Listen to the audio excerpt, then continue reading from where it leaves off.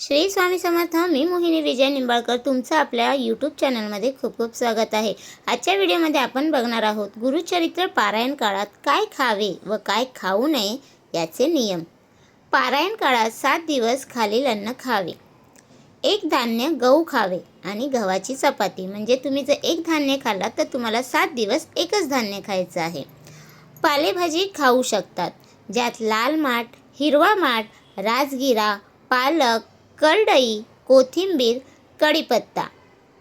फळभाज्या खाऊ शकतात, बटाटा, टोमॅटो, फ्लॉवर, कोबी, घोसाळ म्हणजे गिलके, ढोबळी मिरची, हिरवी व लाल मिरची, तोंडले, गाजर, सुरण, रताळे खाऊ शकतात.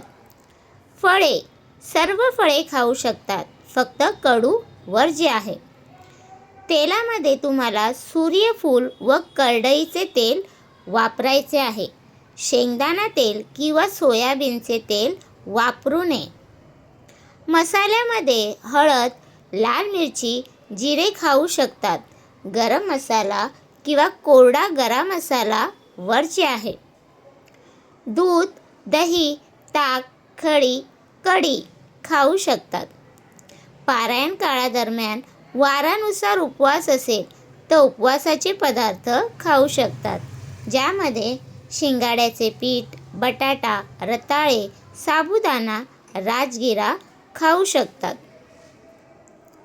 ह्याच्यामध्ये आता वर्ज्य काय आहे तर द्विदल धान्य, कडधान्य, शेंगदाणे, डाळी खाऊ नये.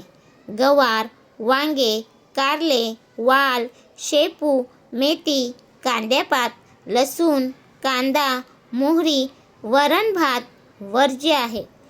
चहा, कॉफी घेऊ शकतात. पित्तकारक पदार्थ किंवा वातकारक भाज्या, बाहेरचे पदार्थ, मैदा खाऊ नये. तर तुम्हाला हा माझा व्हिडिओ कसा वाटला प्लीज कमेंट करून नक्की सांगा. व्हिडिओ आवडला असेल तर लाईक, कमेंट, शेअर करायला विसरू नका. तर भेटूया उद्या एका नवीन व्हिडिओसोबत.